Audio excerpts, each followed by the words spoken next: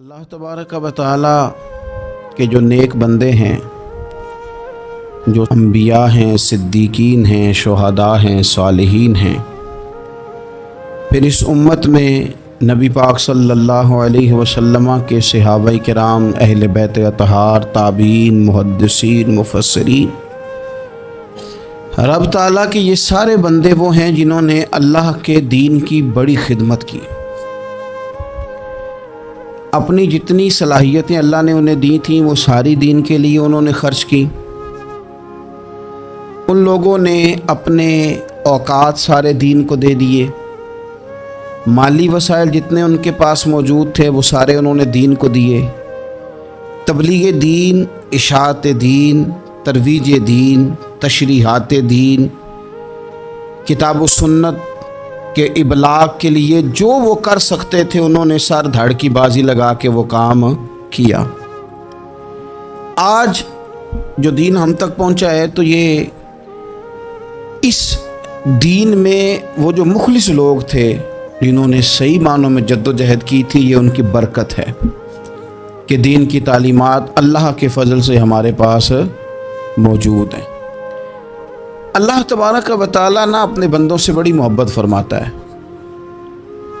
اور رب کریم تو ساری مخلوق سے ہی بڑا پیار کرتا ہے، لیکن اگر کوئی بندہ نیک بھی ہو، صالح بھی ہو، پرہیزگار بھی ہو، پھر تو وہ اللہ کا محبوب بن جاتا ہے۔ اور رب کریم کی یہ بھی منشا ہے، اللہ تعالیٰ کی یہ بھی رضا ہے کہ جس سے اللہ محبت کرتا ہے نا، اس سے لوگ بھی محبت کریں۔ قرآن مجید میں اللہ کریم نے فرمایا ان الذین آمنوا وعملوا الصالحات سیجعل لهم الرحمن ودا، بے شک جو لوگ ایمان لانے کے بعد نیک اعمال کریں، رحمان لوگوں کے دلوں میں ان کی محبت پیدا فرما دے گا۔ صحیح بخاری اور صحیح مسلم میں حدیث ہے، نبی پاک علیہ السلام فرماتے ہیں جب اللہ تعالیٰ کسی بندے سے محبت کرتا ہے تو حضرت جبریل امین علیہ السلام کو بلاتا ہے اور بلا کر کے فرماتے ہیں جبریل میں فلاں آدمی سے محبت کرتا ہوں، آسمان نے دنیا پہ اعلان کر دو کہ سارے لوگ اس سے محبت کریں۔ اور پھر فرماتے ہیں کہ اے جبریل امین علیہ السلام، آپ دنیا میں لوگوں کے دلوں میں یہ بات ڈال دیں کہ اللہ فلاں آدمی سے پیار کرتا ہے، لہذا سارے اس سے محبت کرو۔ صالحین کا پیار دین کا بہت بڑا حسن ہے۔ بخاری میں، مسلم میں، کتب احادیث میں ایک پورا باب ہے کہ کسی سے محبت کرو تو اللہ کی رضا کے لیے، اور کسی سے بغض رکھو تو اللہ کی رضا، پورا باب ہے، ایک دو حدیث نہیں۔ اب ہوتا یہ ہے کہ ہمارے زمانے میں کچھ لوگ تو بیچارے ویسے ہی بڑے بعض چیزوں سے آوازان ہیں، ان کی طبیعتیں ویسے ہی بڑی تلخ ہیں، بڑی ترش ہیں، وہ ویسے ہی ذرا دنیا سے ہٹ کے چلنا چاہتے ہیں، ان کا مزاج ہے۔ وہ کیا کرتے ہیں کہ وہ بدگمانیاں پیدا کرنا، سوسائٹی کے اندر بری سوچوں کا فروغ دینا اپنے لیے وہ ضروری سمجھتے ہیں اور اپنی ذمہ داری سمجھتے ہیں۔ میں اکثر یہ مثال دیا کرتا ہوں کہ محبت بھی اگر ہم پیدا کرنا چاہیں تو پیدا ہو سکتی ہے، اور کسی کی عداوت پیدا کرنا چاہیں تو وہ کام بھی ہو جاتا ہے۔ بہو جانا چاہ رہی تھی میکے، اس نے اپنے شوہر سے یا اپنی ساس سے کہا کہ مجھے گھر جانا ہے۔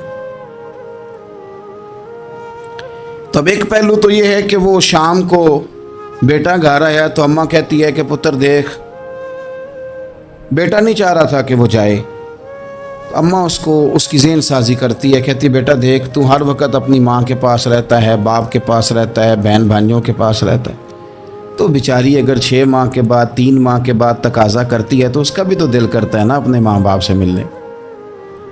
اب بچہ نرم ہوتا ہے، وہ شوق سے گاڑی نکالتا ہے، شوق سے چھوڑنے جاتا ہے، اس کے دل میں محبت فروغ پکڑ گئی۔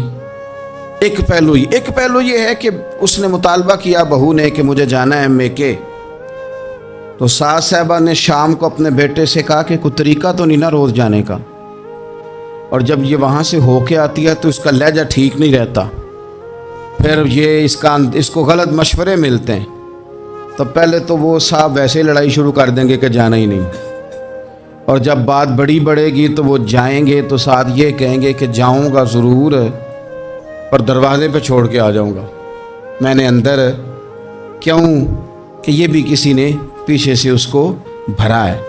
آپ کسی بندے کے بارے میں بھی، کسی کے بارے میں بھی، ہمارے تمام جگہوں پہ اسی طرح ہی ہوتا ہے، دوستوں کی محفل ہو، تنظیمیں ہوں، ہمارے دفاتر ہوں، سب جگہ کچھ لوگ باقاعدہ کام کرتے ہیں نفرتیں بھرنے کا۔ او فلانا تم نے دیکھا کیا کر رہا تھا، ذہن بناتے ہیں، بندہ اس سے الرجی کھانے لگتا ہے، نفرت کرتا ہے، کچھ ذہن بناتے ہیں یار کتنا بھلا آدمی ہے، دیکھو کتنے وقت پہ آتا ہے بیچارہ، گھر میں اس کے کوئی اور ہے بھی نہیں پھر بھی چھٹی نہیں کرتا، وقت پہ آتا ہے۔ تو یہ ذہن سازی نفرتوں کے بھی لوگ کرتے ہیں، محبتوں کی بھی۔ ایک مثال اور دے دوں چھوٹی سی، ایک مکھی وہ ہے کہ آپ کا پورا وجود موجود ہے پر وہ وہاں بیٹھے گی جہاں پیپ ہے جسم میں، باقی کسی جگہ نہیں بیٹھ، اس کا مزاج ہے غلاظت والی جگہ پہ بیٹھ، مزاج ہے، اس نے ڈھونڈ کے ہی کسی غلط بات پہ ساتھ ہی غلط، طبیعت ہے اس کی، مانتے نہیں بہت سے لوگ پر غیبت کے قائل ہوتے ہیں، ذہن میں فطور ہوتا ہے، بیٹھنا ہی غلط جگہ پہ، حالانکہ باقی سارا جسم موجود ہے، پیپ والی جگہ پہ، ریشے والی جگہ پہ، زخم والی جگہ پہ بیٹھنا ہے، اور وہاں سے اٹھ کے جب کہیں اور بیٹھنا ہے تو وہاں بیماری پھیلانی۔ ایک مکھی وہ بھی ہے جو ڈھونڈتی ہے سارا زمانہ پر بیٹھتی پھول پہ ہے، اور جب وہ پھول پر بیٹھ کر اپنے گھونسلے میں جا کے بیٹھتی ہے تو پتہ ہے وہاں کیا پیدا ہوتا ہے؟ شہد پیدا ہوتا ہے، اور شہد وہ ہے جو شفا دیتا ہے۔ آج کچھ لوگوں نے پراپوگیٹ کر دی چیزیں، ولی کیا ہوتے ہیں، درویش کیا ہوتے ہیں، صوفی کیا ہوتے ہیں، قرآن پاک پڑھو، نماز پڑھو، عبادت کرو، ختم ہو گئی بات۔ او خدا کے بندو سمجھو، یہ ولی تھے جن کو صحابہ کہا جاتا ہے، ولی ہی تھے جن کو اہل بیت کہا جاتا ہے، قرآن پاک کے دفاع کے لیے، احادیث کی حرمت کے لیے، دین کی تبلیغ کے لیے جو میدانوں میں نکلا کرتے تھے انہیں ولی کہا جاتا تھا۔ ولی کا معنی اللہ کا دوست، ان سے پیار کرنا، ان کے لیے اپنے دل میں جذبات رکھنا۔ بخاری مسلم میں حدیث ہے، نبی پاک علیہ السلام نے فرمایا جو دو لوگ رب کی رضا کے لیے آپس میں پیار کریں، جو اللہ کی رضا کے لیے آپس میں پیار کریں، اللہ ان دونوں سے محبت فرماتا ہے۔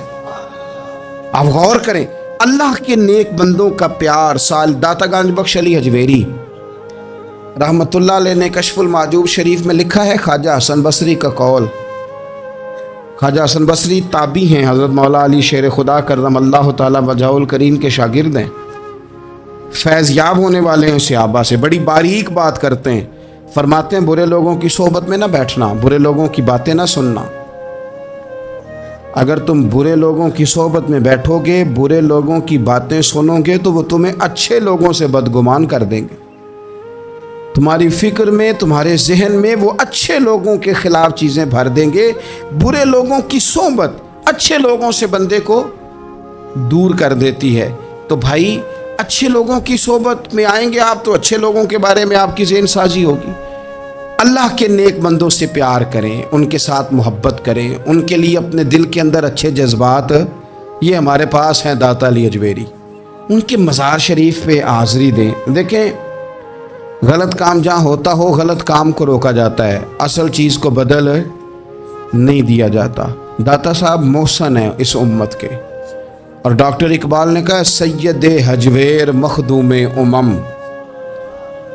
داتا صاحب تو وہ ہیں کہ امت ساری کے مخدوم ہے، ساری امت کو ان کی خدمت کرنی چاہیے۔ داتا صاحب رحمت اللہ تعالیٰ علیہ کی کشف المعجوب آپ پڑھیں تو سطر سطر روشنی، جگہ جگہ آپ کے لیے خیر، تعلیمات۔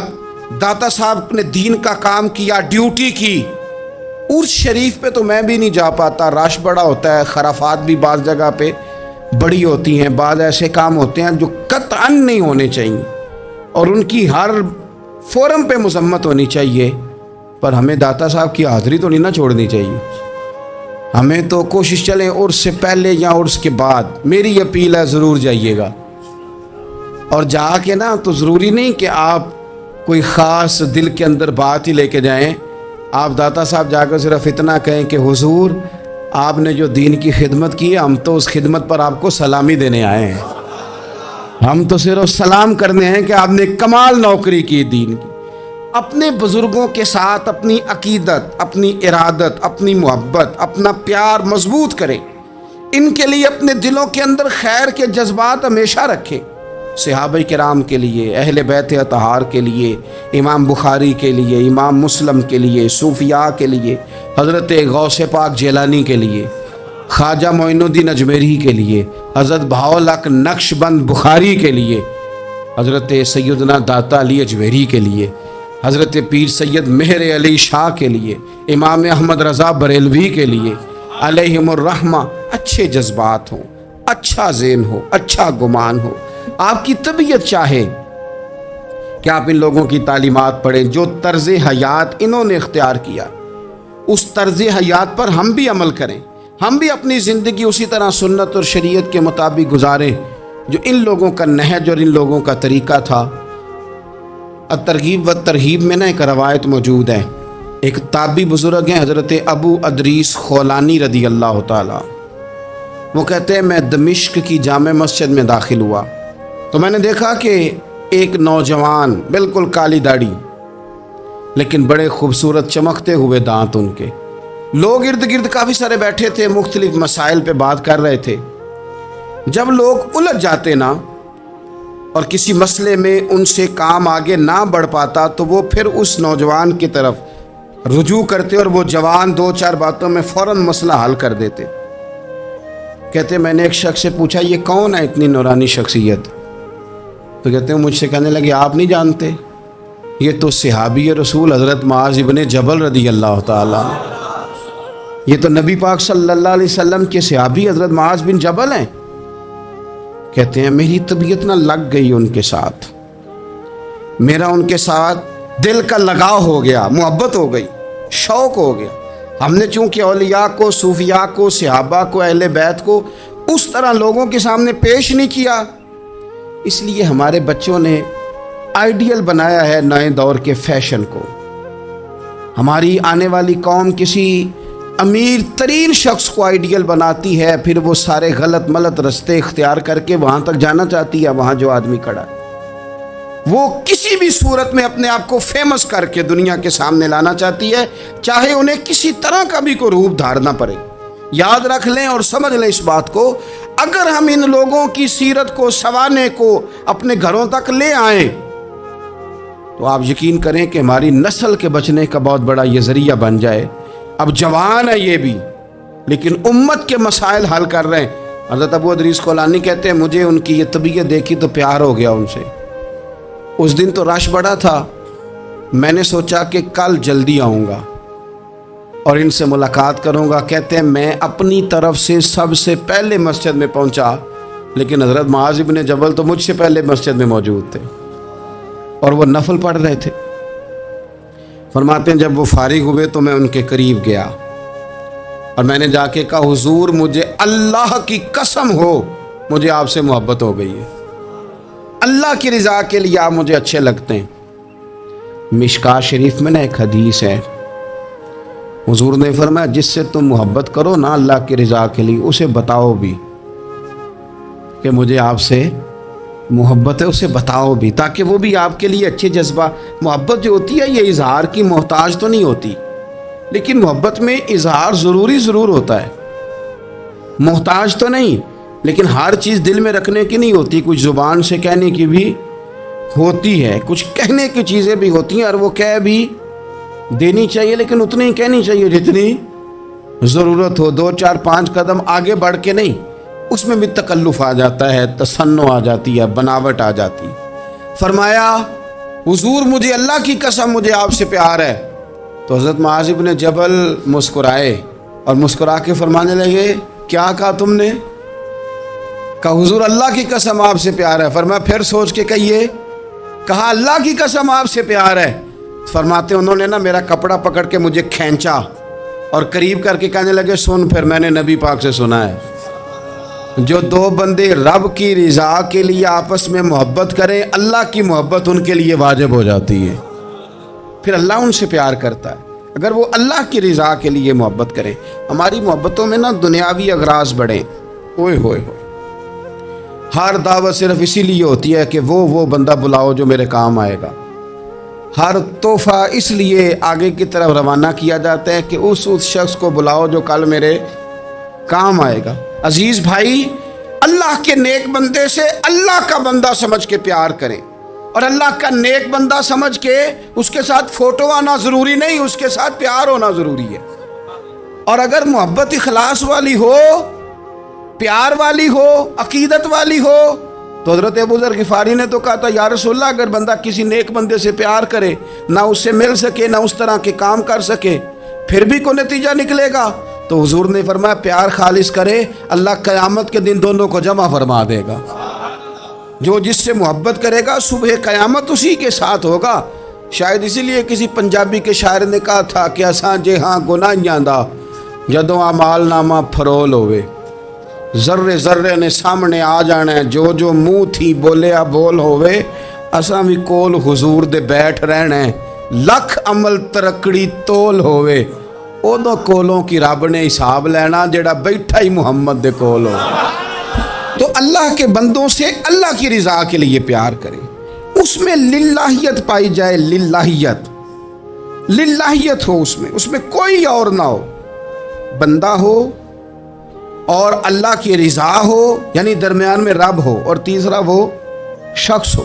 رضا الہی جب مقصود ہو پھر شکوے بھی پیدا نہیں ہوتے، پھر شکایتیں بھی پیدا نہیں ہوتی، پھر اپنی مرضی کے بندہ جملے بھی نہیں بیان کرتا، پھر کسی جگہ کوئی تکلف بھی اس میں نہیں پایا جاتا. تو خالصۃ لوجہ اللہ تعالی آپ اللہ کے بندوں سے محبت کریں، اور خاص ان کے لیے جذبات پیدا کریں. آپ کی طبیعت میں خاص جذبہ ہو، خاص شوق ہو، کسی پراپوگیٹ کرنے والے کے کسی پراپوگنڈے کا شکار نہ ہو.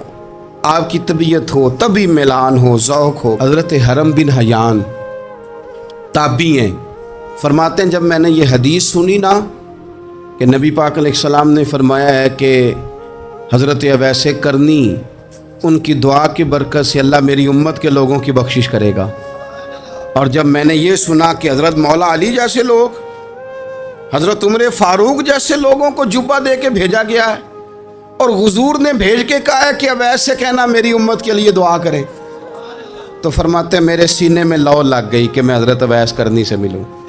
میری طبیعت لگ گئی، میرا شوق آ گیا کہ میں خواجہ اویس کرنی رضی اللہ تعالیٰ عنہ سے ملوں. میں نکل پڑا، اللہ کے بندے کے لیے نکلا. حضرت حرم بن حیان کہتے ہیں، اس کو ابن الجوزی نے بھی لکھا ہے، داتا گنج بخش علی اجویری نے بھی لکھا ہے، کہتے ہیں میں ڈھونڈنے لگا حضرت اویس کرنی کو، بڑے شہروں میں گیا پر وہ ملے نہیں. داتا صاحب کہتے ہیں وہ حال والے آدمی تھے، ان پر بھی حال تاری رہتا تھا، اسی کسے دے کچھ نہیں جے لگ دے تے نہ کوئی ساڈا دردی، وہ بھی اپنی کیفیت میں رہتے تھے. داتا صاحب نے لکھا ہے جب دنیا ہستی تھی تو حضرت اویس کرنی رویا کرتے تھے، جب لوگ روتے تھے تو وہ ہنستے تھے. وہ سادہ غذا کھاتے تھے، کسی سے کوئی لین دین نہیں، اپنے طرز کلام، اپنی زندگی. یہ لوگ بھی بڑے شاندار ہوتے ہیں. فرماتے ہیں کہ وہ اپنے حال میں رہتے تھے. حضرت حرم بن حیان کہتے ہیں میں نے بڑی جگہ ڈھونڈا، پر میں جہاں جاتا لوگ کہتے ہاں گندمی رنگ والے، ہاں جن کے چہرے پر کچھ برس کے داغ ہیں، وہ جن کا چہرہ اور وجود بڑا روب والا، وہ اویس کرنی.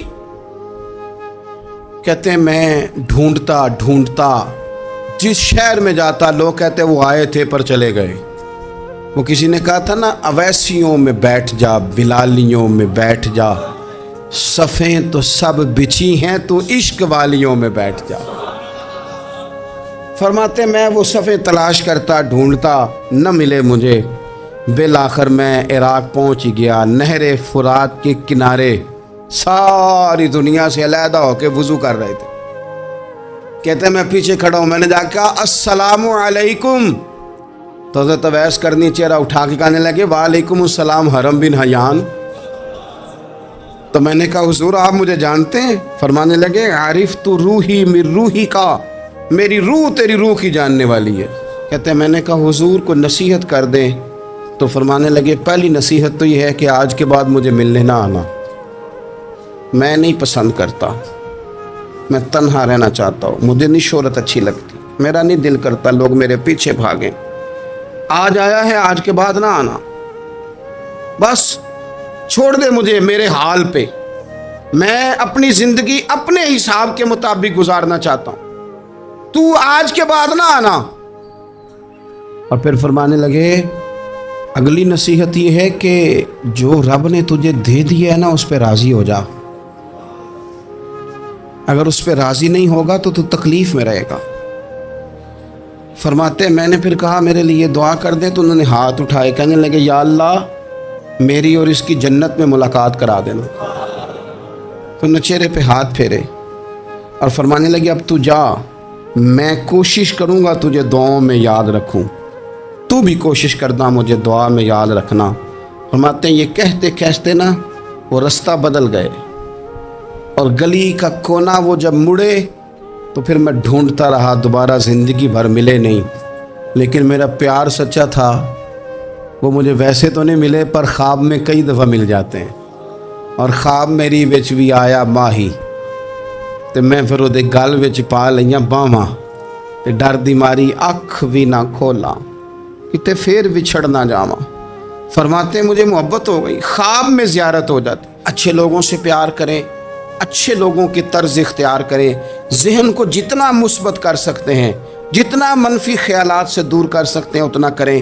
اپنی اصلاح اسی وقت ہوگی جب آپ کسی اصلاح والے کے قریب بیٹھیں گے, اچھے لوگوں کی سنگت اختیار کریں گے, اچھے لوگوں کی طرف آپ سفر کریں گے, پھر آپ محسوس کریں گے کہ بڑی ساری آسانیاں اللہ تعالیٰ نے ہمارے لیے پیدا کی ہیں. رب تعالیٰ ہمیں سمجھنے کی توفیق عطا فرمائے.